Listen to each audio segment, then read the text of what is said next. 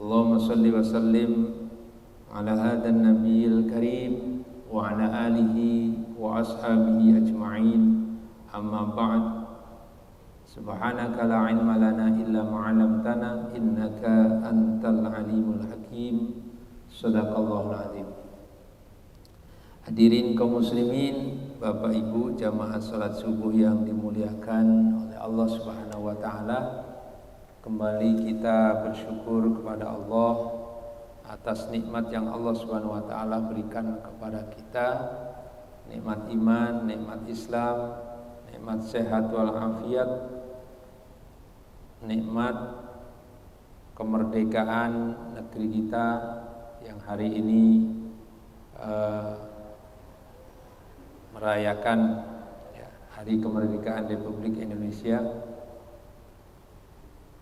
Meskipun rakyat Indonesia belum semuanya merdeka, kita masih berjuang untuk menjadi orang-orang yang merdeka. Tapi tetap kita harus bersyukur kepada Allah Subhanahu wa taala bahwa kita hidup di Indonesia ini masih banyak mendapatkan kenikmatan yang luar biasa. Wabil khusus nikmat kemerdekaan beribadah kepada Allah Subhanahu wa taala.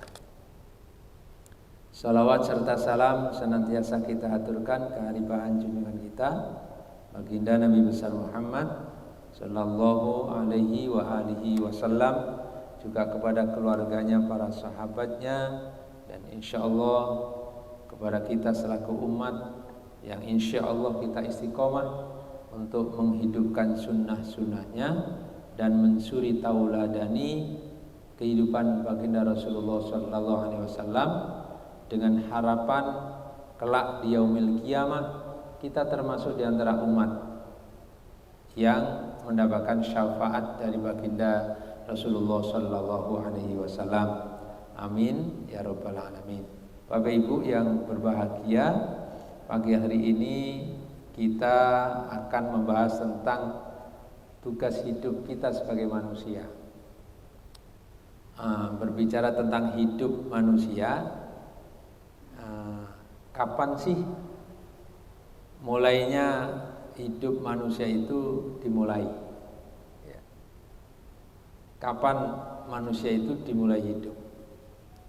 Kehidupan manusia dimulai dari sejak diciptakannya Nabiullah Adam alaihissalam. Jadi kehidupan manusia itu dimulai dari sejak diciptakan Nabiullah Adam alaihissalam oleh Allah Subhanahu wa taala. Kapan Adam diciptakan? Kapan Nabi Adam diciptakan, Pak? Adam itu diciptakan pada hari Jumat. Jadi Allah menciptakan Nabi Adam itu di hari Jumat. Kemudian setelah tercipta Nabi Adam, lalu Allah perintahkan Adam berada di dalam surga. Diletakkan oleh Allah setelah diciptakan di dalam surga juga di hari Jumat. Kemudian dikeluarkan lagi oleh Allah dari surga juga di hari Jumat. Jadi nggak sampai sehari Nabi Adam di surga. Jadi diciptakan hari Jumat, dimasukkan surga di hari Jumat, kemudian dikeluarkan dari surga di hari Jumat. Itulah mulainya kehidupan manusia dimulai. Jadi sejak Nabiullah Adam alaihissalam diciptakan. Di dalam surat Al-Baqarah ayat 30 Allah sampaikan, A'udzu billahi minasyaitonir rajim, wa idz qala rabbuka lil malaikati inni ja'ilun fil ardi khalifah. Kata Allah Subhanahu wa taala, wa idz qala rabbuka, dan ingatlah ketika Allah Subhanahu wa taala, ketika Rabbmu, Tuhanmu berfirman, wa idz qala rabbuka lil malaikati, kepada para malaikat. Apa kata Allah? Inni ja'ilun fil ardi khalifah. Sesungguhnya aku akan menciptakan seorang makhluk yang baru. Ya, seorang makhluk ja'ilun fil ardi yang nanti akan menjadi penghuni dan pengembang biak di muka bumi. Ya. Itulah ayat di mana Allah Subhanahu wa taala menerangkan tentang penciptaan Nabiullah Adam alaihissalam. Jadi Nabiullah Adam alaihissalam diciptakan oleh Allah di hari Jumat, dimasukkan surga di hari Jumat, kemudian dikeluarkan dari surga juga di hari Jumat. Nah, lalu apa dasar Allah Subhanahu wa taala menciptakan? Dasar pertama kali, dasar utama Allah ciptakan manusia itu sebenarnya, ya, ini nanti akan kita bahas tugas hidup manusia. Ya. Banyak orang kalau kita, apa sih tugas hidup manusia utama? Pasti dalam hati kita apa? Untuk beribadah, ya. Untuk beribadah.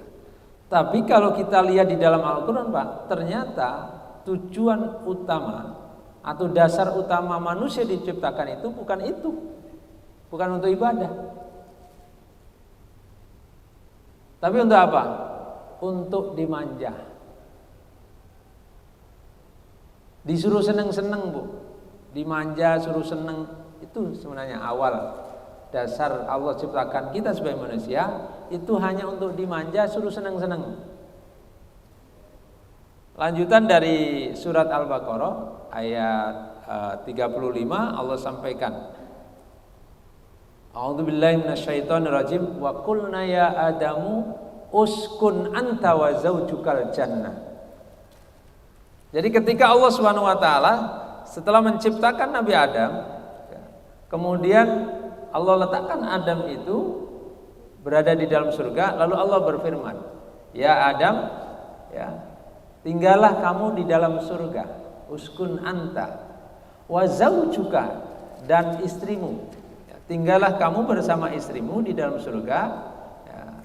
Wa zaujukal jannata." Kemudian Allah perintahkan, "Wa kula minha ragadan haitsu syi'tuma." Dan makanlah, ya, dikasih kebebasan. Silakan kamu makan apa saja yang ada di dalam surga itu sepuas kamu. Apa saja. Wa kula minha ragadan haitsu syi'tum. Di mana saja kamu dapatkan di dalam surga itu apa saja. Jutaan bahkan miliaran makanan, Pak, yang ada di dalam surga itu dikasih kebebasan. Silakan kamu makan. Tinggal makan, Pak. Tinggal menikmati.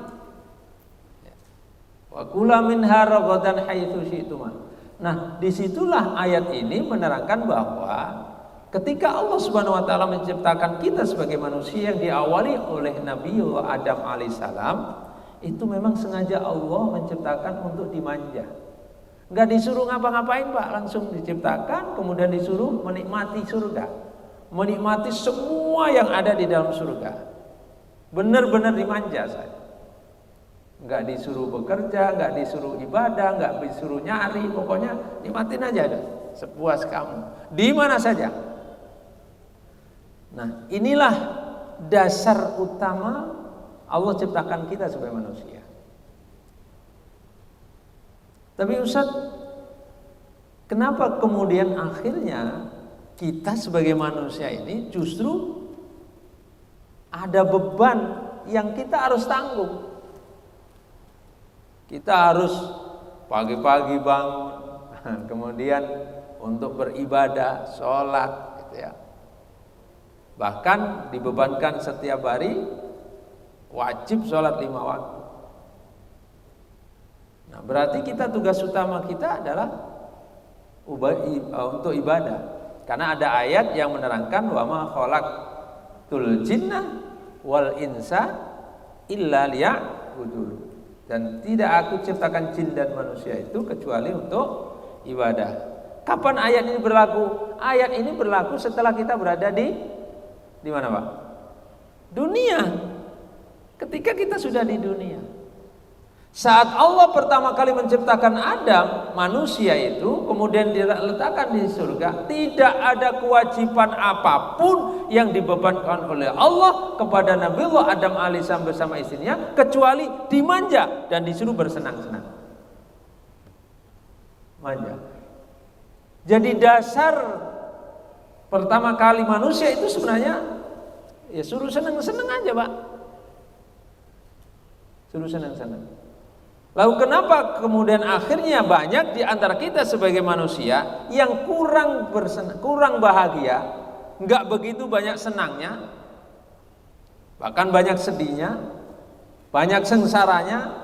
Nah, kita lihat, ya, itu kenapa? Harusnya kan seperti landasan dasar pertama kali Allah ciptakan kita itu dimanja, Pak, untuk senang-senang aja, senang-senang. Maka sifat manusia yang pertama kali itu harusnya bahagia. Enggak boleh manusia hidup itu kemudian sengsara, enggak bahagia, enggak senang, Pak. Dan itu bukan sunatullah. Sunatullahnya itu kita diciptakan untuk bahagia, untuk senang.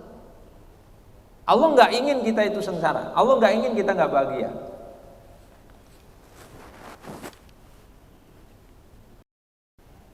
Lalu siapa yang membuat kita tidak bahagia? Siapa yang membuat kita sengsara? Bukan Allah. Bukan Allah. Kita lihat sejarah Nabi Adam. Ketika Allah sudah perintahkan kepada Adam di surga, nikmati semua di dalam surga. Lalu akhirnya kemudian Adam dicabut kenikmatan itu. Dicabut, Pak, kenikmatannya itu. Dipindahkan di tempat yang dimana dia kalau mendapatkan kenikmatan harus berbuat dulu. Harus berbuat dulu. Dipindahkan dari sebuah kenikmatan di tempat di mana setiap melakukan ingin mendapatkan sesuatu harus berbuat dulu. Harus bekerja dulu. Yaitu di dunia. Ada tahu siapa yang tahu penyebabnya? Penyebabnya adalah karena apa, Bu? Dosa. Karena kesalahan. Jadi sebenarnya kesenangan dan kebahagiaan manusia itu sebenarnya sunnatullah yang memang Allah sengaja menginginkan kita diciptakan itu, untuk bahagia. Lalu kemudian akhirnya kita kurang bahagia, sengsara, enggak banyak senangnya, itu karena diakibatkan oleh kesalahan kita, kesalahan diri sendiri, Pak. Lihat ayatnya, kata Allah Subhanahu wa taala, wa qulna ya adamu uskun anta wa zaujukal jannata wa kula minha ragadan haitsu syi'tuma. Ya. Jutaan bahkan miliaran diperintahkan oleh Allah untuk menikmati semua yang ada di dalam surga tanpa harus berbuat sesuatu, tinggal menikmati.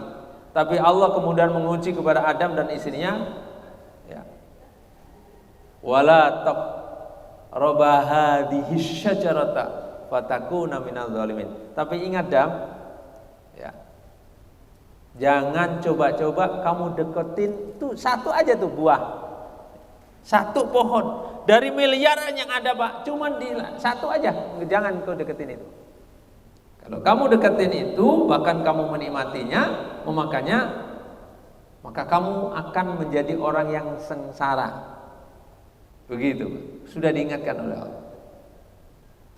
Nah, sebenarnya ada mengikuti taat kepada perintah Allah dan larangan Allah ditaati. Namun ada musuh bebuyutannya di sekelilingnya, Pak. Mengambil kesempatan. Kesempatan ini nih, ya. Gimana caranya dia juga harus keluar dari surga. Akhirnya dirayu, ya. Kemudian dikipas-kipasin oleh iblis laknatullah, yang akhirnya Nabiullah Adam alaihissalam bersama istrinya terjerumus juga dengan hal-hal yang dilarang oleh Allah Subhanahu wa taala. Hadirin kaum muslimin, ya. Jadi berdasarkan kisah Nabiullah Adam alaihissalam dan berdasarkan ayat surat Al-Baqarah ayat 30 tadi, maka sebenarnya kenikmatan yang Allah berikan dan Allah halalkan itu jumlahnya lebih banyak dibanding sesuatu yang yang dilarang. Jadi jumlah nikmat yang Allah berikan kepada kita, Pak, disuruh nikmatin itu, Pak, itu lebih banyak dibanding sesuatu yang dilarang, yang nggak boleh. Bapak bisa pelajari. Kita contoh saja nih, buah. Berapa jumlah buah-buahan di muka bumi? Ada yang tahu? Ada nggak yang pernah menghitung buah? Ibu-ibu nih biasanya hafal nih buah-buahnya. Sering ke pasar.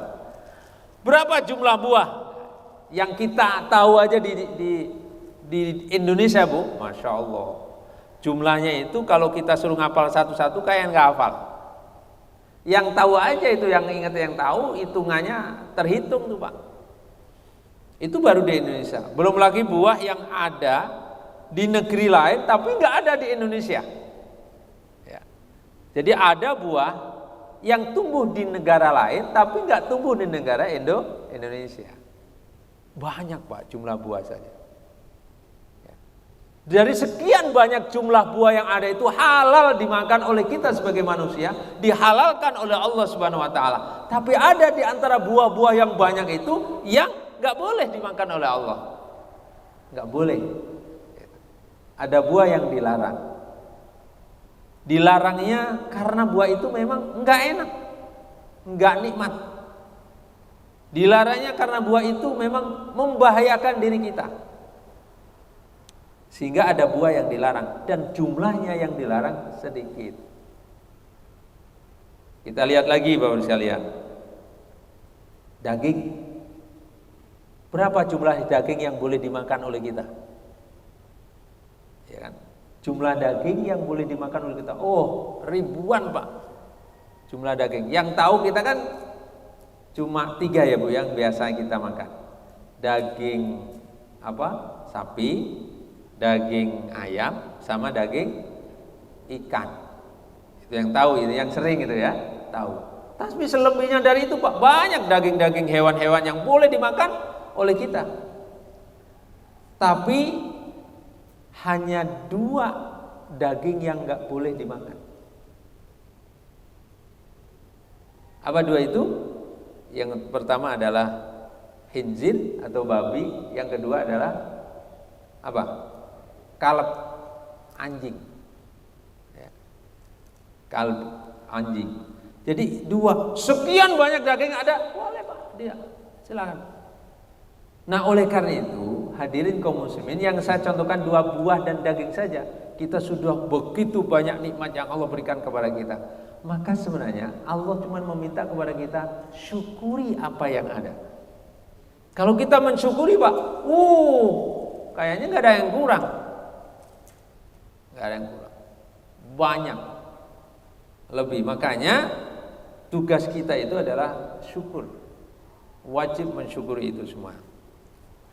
Jadi dari dasar yang ada, pada dasarnya manusia diciptakan adalah dimanja dan senang-senang. Lalu kenapa kemudian manusia akhirnya enggak mendapatkan itu semuanya? Bahkan punya beban yang berat. Apa beban berat? Kita disuruh ibadah, Pak. Ibadah itu beban loh. Beban yang berat.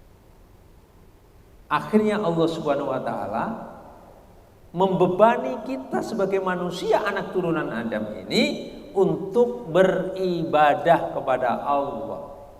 Beribadah itu berbuat sesuatu agar Allah memberikan sesuatu. Bekerja agar kita bisa mendapatkan sesuatu. Sehingga dari sejak mulai kita akil balik sampai akhir hayat nanti, kita punya beban, Pak, di muka bumi. Kita punya beban. Ya. Maka muncullah tugas utama kehidupan kita sebagai manusia di muka bumi. Saya ulang lagi. Muncullah tugas utama kita sebagai manusia di muka bumi adalah untuk ibadah. Untuk ibadah. Jadi Bapak-Ibu sekalian, kalau kita ingin bebas dari beban untuk ibadah, ya kita lepaskan diri kita dari muka bumi. Tapi sepanjang hayat kita masih berada di muka bumi, maka jangan pernah kita punya keinginan tidak beribadah kepada Allah Subhanahu wa taala. Ya. Maka kemudian muncullah ayat kemudian, Pak. Jadi ayat yang wa ma khalaqtul jinna itu ayat kemudian setelah ayat tentang penciptaan Nabi Adam alaihissalam di surga. Muncullah ayat Allah sampaikan wa ma khalaqtul jinna wal insa illa liya'budun.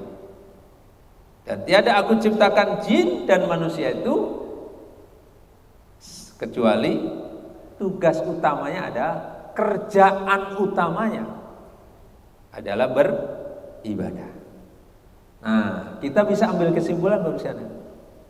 Maka dengan beban ibadah, apa sih tujuan Allah kemudian membebani kita untuk ibadah? Tujuannya dua, Pak. Jadi ibadah itu tujuannya dua. Untuk apa kita beribadah? Semua ibadah yang dibebankan dari mulai sholat, kemudian puasa, kemudian zakat, kemudian haji dan umroh, itu muara tujuannya dua. Muara tujuannya dua, Pak. Yang pertama adalah untuk menggugurkan dosa. Jadi ibadah kita itu Allah kasih karena kita banyak salah, karena kita banyak dosa, maka kemudian Allah kasih tugas untuk membersihkan noda dan dosa itu dengan ibadah. Itu, Bu. Jadi ibadah itu dibebankan kepada kita untuk gugurin dosa yang sudah ada. Dosa manusia yang sudah ada. Makanya Bapak sekalian, setiap ayat atau hadis yang memerintahkan untuk ibadah yang ada hubungan dengan ibadah itu ujung-ujungnya adalah menggugurkan dosa dulu. Ujung-ujungnya adalah menggugurkan dosa. Contoh pertama kali ibadah yang dilakukan kita yang paling utama adalah sholat. Sholat yang kita lakukan itu tujuan utama adalah menggugurkan dosa. Rasulullah Shallallahu Alaihi Wasallam pernah menyampaikan dalam sebuah hadis sahih yang diriwayatkan oleh Imam Muslim itu begini, Pak. Perumpamaan sholat 5 waktu itu seperti aliran sungai. Jadi perumpamaan sholat 5 waktu, Bu, itu seperti aliran sungai yang melimpah airnya jernih dan bening. Kemudian sungai itu mengetuk pintu kita, ya berada di depan rumah, mengetuk pintu, kata Rasulullah SAW. Lalu air itu membersihkan seluruh yang ada di dalam rumah, Pak. Seluruh yang ada di dalam rumah. Berapa kali membersihkannya? 5 kali. 5 kali. 5 kali. Itu diibaratkan bahwa sholat 5 waktu itu seperti aliran sungai yang ada di depan rumah kita, yang setiap hari sungai itu membersihkan semua kotoran yang ada di rumah kita. Berapa kali, Pak? 5 kali. 5 kali. Di hadis Imam Bukhari agak panjang hadisnya. Kata Rasulullah, kira-kira kalau dibersihkan 5 kali satu hari, itu hilang enggak semua nodanya? Bersih total enggak? Kata sahabat menjawab, bersih ya Rasul. Nah, bayangan sahabat itu kalau 5 kali bersih, karena standarisasi, ya, sahabat Nabi pada saat itu karena sulitnya air, Bu, itu kalau ngebersihin badan 1 kali, paling banyak 2 kali, Pak. Nah, ini 5 kali dalam 1 hari, maka standarisasi kemampuan berpikir mereka kalau 5 kali, bersih semua. Nah, kata Rasulullah, itulah fungsi sholat pertama kali dalam 1 hari 5 waktu adalah menggugurkan dosa kalian sehari 5 kali, maka akan bersih total. Jadi sholat, fungsi pertama kali sholat adalah untuk menggugurkan dosa. Bahkan hadis yang lain menerangkan, barang siapa yang ketika melakukan sholat, pada saat dia melakukan ruku, maka saat ruku itulah seluruh dosa-dosanya mulai berguguran. Maka sepanjang lamanya ruku itulah, sepanjang itu banyak dosa yang akan gugur. Maka barang siapa yang rukuknya sempurna, kemudian ada tumak ninahnya dan waktunya lebih lama, maka gugurnya dosa jumlahnya lebih banyak dibanding orang yang sholat dan rukuknya sebentar, apalagi tumak ninahnya nggak dijaga, maka beda dengan orang yang sholatnya sempurna rukuknya. Makanya Bapak-Ibu sekalian, perbaiki sholat kita. Maksudnya diperbaiki dari apa? Dari mulai bacaannya, dari mulai gerakannya, itu harus sempurna, Pak. Sempurna. Yang disebut sholat sempurna itu sesuai dengan tuntunan Nabi, sesuai dengan yang dicontohkan oleh baginda Rasulullah Sallallahu Alaihi Wasallam. Karena Nabi pernah merintahkan kepada sahabat atau kepada kita semuanya, sallu kama ra'aitumuni usolli. Salatlah kamu seperti ketika aku menjalankan salat. Rukuknya nyontoh Nabi, sujudnya nyontoh Nabi, berdirinya nyontoh Nabi. Rasulullah itu kalau rukuk, Bapak sekalian, Rasul Nabi kalau rukuk itu, kalau ada gelas terbuka begini Pak, ditaruh di punggung Nabi, itu nggak bakalan jatuh dan airnya nggak tumpah. Itu rukuk yang benar, Pak. Jadi rukuk yang benar, ketika kita rukuk, ini benar-benar lurus, begini, lurus. Tapi kalau kemudian rukuknya nggak sempurna, kita masih agak nengkluk ke bawah atau dengak ke atas, maka bisa dibuktikan, taruh gelas isi air dan airnya, gelasnya terbuka, taruh di. Kalau miring tumpah berarti rukuk kita belum sempurna, Pak. Nah, nanti dites di rumah. Bapak rukuk, ibu perintahkan, Bu ambil gelas isi air penuh. Mau ngapain, Pak? Nanti saat saya sholat rukuk, taruh tuh gelas di atas punggung kita. Begitu pula ibu juga, Pak bantuin mama ya, apaan? Saya mau sholat, saat rukuk taruh gelas di atas punggung mama. Gak usah nanya banyak, nanti buat apa maksudnya? Udah gak usah nanya, ntar juga tahu. Kalau miring, tumpah, rukuk kita belum benar, Pak. Tuh. Makanya belajar menyempurnakan sholat bukan sekedar kita sudah sholat 5 waktu, tepat waktu, tapi gerakannya juga kita sempurnakan. Begitu pula sujudnya, sempurnakan, Pak, sujudnya. Ya. Dalam kitab fikih diterangkan bahwa Nabi kalau sujud itu berada di atas 7 anggota badan. Nabi kalau sujud itu berada di atas 7 anggota badan.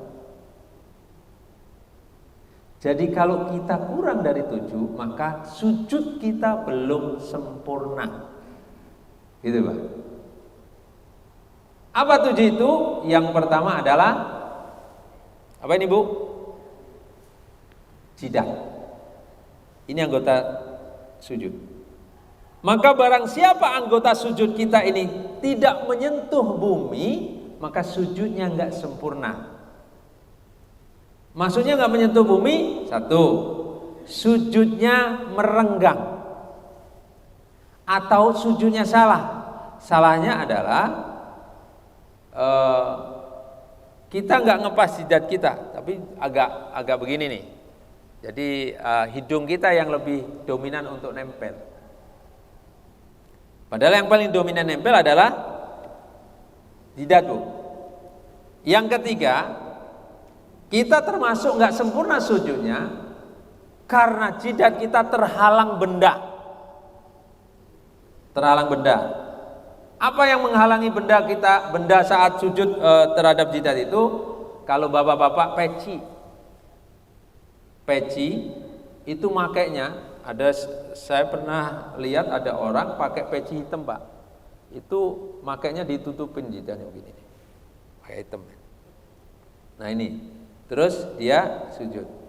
Yang kena bumi, yang kena menyentuh tempat sujud ininya. Maka sujudnya belum sempurna dia. Dia nggak menyentuh. Maka bapak-bapak kalau pakai pecinya dibuka ininya, yang menyentuh ini. Ibu-ibu ada terhalang dengan mukena. Jadi mukenanya, ada ibu-ibu suka pakai mukenanya itu diturunin, nutup itu. Sehingga pada saat sujud itu mukenanya jadi nutupin jidat. Gitu.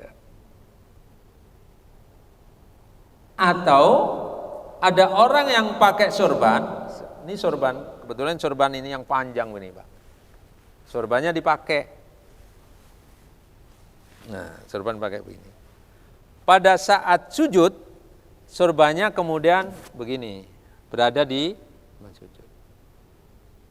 Atau baik sengaja enggak? Ada yang sengaja buat tatakan sujud. Sengaja buat tatakan sujud. Atau mungkin karena enggak sengaja, tahu-tahu jatuhnya di tempat sujud, lalu kita pakai sujud. Nih, sorban ini. Enggak sah itu sujudnya. Ya. Tapi kalau sorbannya dilepas, kemudian dipakai sajadah begini, nah ini boleh. Jadi yang enggak boleh itu ketika ada benda, sesuatu yang kita jadikan nempel di badan, lalu menghalangi tempat sujud. Nah, itu yang boleh. Nah, mukena dipakai, ibu-ibu pakai mukenanya yang atas bawah, ya, yang buka langsung. Pada saat sujud, yang depannya biak, ya kan, gitu.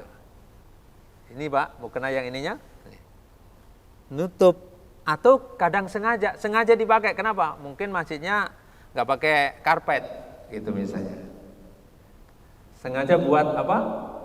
Buat lemekan, buat tatakan, buat sujud. Enggak sah sujudnya, Pak. Terhalang. Atau benda yang benar-benar nempel di tubuh, apa? Rambut.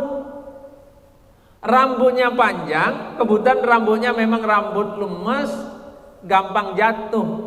Yang depan ini. Ada orang-orang laki perempuan yang suka pakai rambutnya pakai poni. Poni kan potong sini ya, Bu. Nah, itu. Sujud dipakai tuh rambutnya. Makanya kalau yang rambut panjang, kalau mau sholat diikat ke belakang supaya nggak menutupin pada saat sholat. Nah, atau pakai benda yang bisa merapikan rambut ke belakang, ya peci, ya, atau apa benda apapun yang bisa. Nah, itu sujud yang sempurna, Pak. Kalau itu yang bisa kita lakukan, apa yang dicontohkan oleh Nabi, maka sholat kita akan berfungsi menggugurkan dosa-dosa kita, Pak.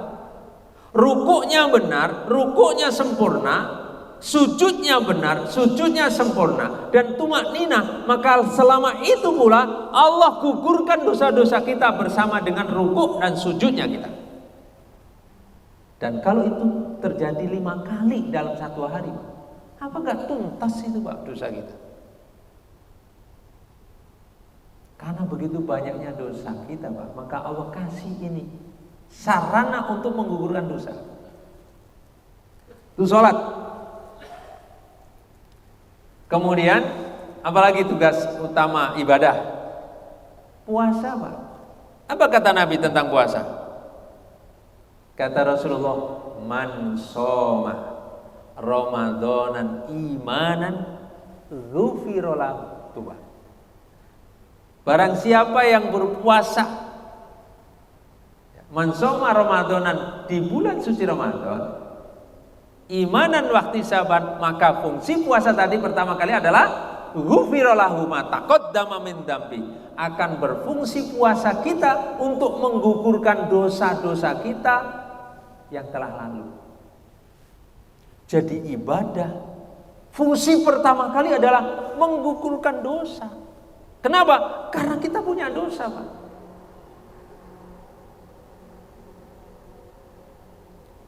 Kemudian zakat atau sedekah dan sejenisnya.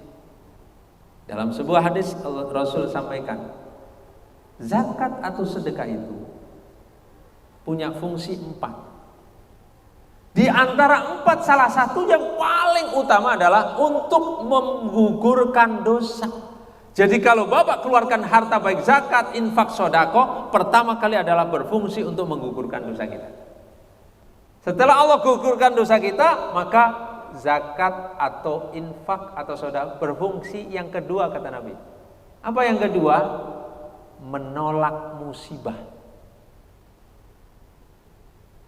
Maka ada hadis yang menerangkan begini, sembuhkanlah penyakitmu dengan sedekah. Jadi sedekah itu berfungsi untuk menolak musibah, termasuk penyakit. Kata Rasul, sembuhkan penyakitmu dengan sedekah. Bapak sekalian, kalau kita punya penyakit yang kronis, ke dokter adalah ikhtiar, bukan penyembuh. Ingat ya, ke dokter adalah ikhtiar, bukan penyembuh. Karena yang penyembuh penyakit kita adalah Allah Subhanahu wa ta'ala. Nah, selain ikhtiar ke dokter, maka lakukan apa yang disampaikan Nabi, sedekah, Pak. Maka kecepatan penyembuhan orang yang ikhtiar ke dokter, ditambah lagi dia bersedekah, maka penyembuhannya lebih cepat dan tidak masuk akal. Tuh. Maka mengeluarkan harta adalah fungsi pertama, menggugurkan dosa. Kemudian apalagi ya tugas ibadah ini? Haji ya, haji Pak. Kata Nabi, al umratu ilal umrati kafaratu lahu bainahuma wal hajju mabrur laisal jaza illal jannah. Ayatnya Pak. Lihat, selalu ada hubungan dengan menggugurkan dosa. Dari umroh yang satu ke umroh berikutnya, atau haji yang satu dengan haji berikutnya, karena orang haji pasti umroh ya, orang haji pasti umroh. Maka hadisnya al umrotu ilal umroti, pelaksanaan umroh pertama sampai umroh yang kedua adalah berfungsi kafaratul lahu, menggugurkan dosa kita, Pak. Menggugurkan dosa. Tuh. Jadi semua ibadah yang Allah perintahkan, baik sholat, zakat, infak, sodako, puasa, haji, pertama kali fungsinya adalah untuk menggugurkan dosa. Untuk menggugurkan dosa. Itu tahu, Pak. Maka semakin sering kita banyak ibadah, semakin banyak dosa kita yang berguguran. Oleh karena itu, sholat, kalau ibu sudah sholat 5 waktu wajibnya, karena fungsinya untuk banyak menggugurkan dosa kita, maka tambahin sholat-sholat yang lain, sholat sunnah, gitu kan? Sholat ini. Semakin banyak yang kita lakukan, maka semakin banyak dosa kita yang akan digugurkan oleh Allah Subhanahu wa ta'ala. Itu fungsi yang pertama. Lalu fungsi yang kedua, tugas utama kita ibadah itu fungsinya apa? Apa sih tujuan Allah kita disuruh ibadah itu? Pertama, menggugurkan dosa. Yang kedua apa? Supaya kita naik level.